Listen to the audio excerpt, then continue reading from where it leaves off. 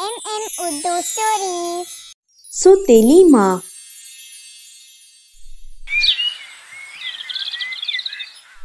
कोशी कैसी हो?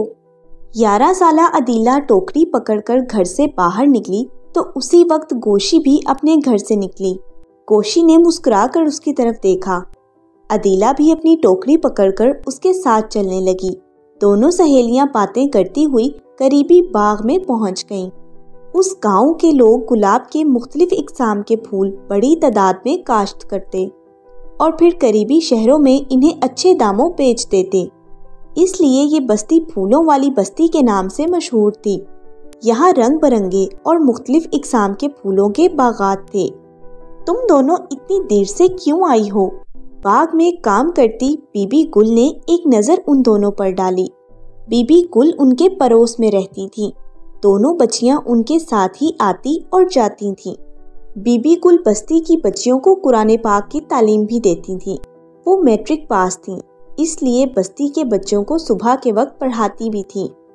दोपहर में काम करने बाग में आ जाती, क्योंकि ये उनका खानदानी पेशा था। वो सब मिलकर काम करने लगे। वो दोनों बातें करते हुए फूल तोड़ तोड़ कर अपनी टोकरियों में डाल रही थीं। तुम्हें पता है रानी ने कल क्या किया? गोशी ने अचानक धीमी आवाज में कहा। नहीं, वो कल तुम्हारे कान में कुछ कह रही थी ना? हाँ, वो अपनी सौतेली माँ के बारे में बता रही थी। बहुत जालिम है उसकी सौतेली माँ। गोशी ने कानों को हाथ लगाया। अच्छा, मगर शक्ल से तो बहुत अच्छी लगती हैं। अदीला ने हैरत से सवाल किया। शक्ल को तो रहने दो, बहुत तंग किया हुआ है रानी को। उसे खाने को भी कुछ नहीं देती, सब काम रानी से ही करवाती हैं। और गोशी जल्दी जल्दी रानी से सुनी सारी बातें अदीला को बताने लगी। शाम को जब वो दोनों वहां से वापस आईं तो अदीला ने घर आकर अपनी माँ को गोशी से सुनी हुई सारी बातें बता दी। हाय अल्लाह, रानी बेचारी पर इतना जुल्म हो रहा है। अदीला की माँ सुनकर तड़प उठी। अगले दिन अदीला की माँ ने ये बात अपनी पड़ोसन को बताई।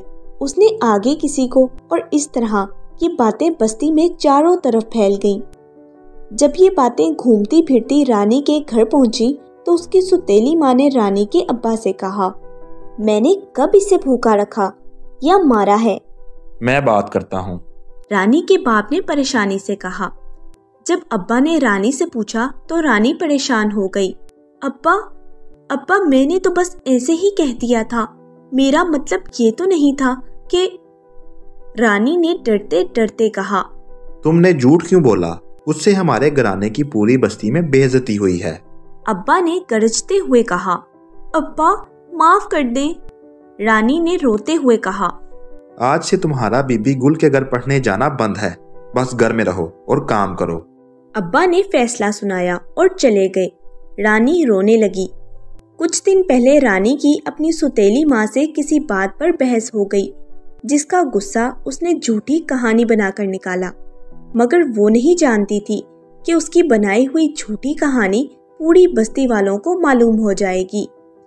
इसे गोशी पर सख्त गुस्सा आ रहा था, जिसने राज को राज नहीं रखा था। कुछ दिन तक जब रानी गैर हाजिर रही तो बीबी गुल ने अदीला और गोशी को उसकी खैरियत मालूम करने उसके घर भेजा। रानी ने गोशी को देखा तो इस पर बहुत गुस्सा हुई कि उसकी वजह से आज ये दिन देखना पड़ा है। गोशी और अदीला वापस आईं और बीबी गुल को सारी बात बताई। सारी बात सुनकर वो सर पकड़ कर रह गईं। तुम लड़कियां मेरी दी गई तालीम और तरबियत का ऐसे ख्याल रख रही हो? एक तरफ रानी झूठी कहानियां बनाकर दूसरों को सुना रही है और दूसरी तरफ तुम हो जो किसी के राज को राज नहीं रख सकी। बीबी गुल, मुझसे गलती हो गई, गोशी ने रोते हुए कहा। बीबी गुल ने चुप खड़ी अदीला की तरफ देखा। और अदीला, तुमने भी राज को राज रखने की बजाय घर जाकर शोर मचा दिया। तुम दोनों की हमाकत की वजह से सारी बस्ती का माहौल खराब हो गया है।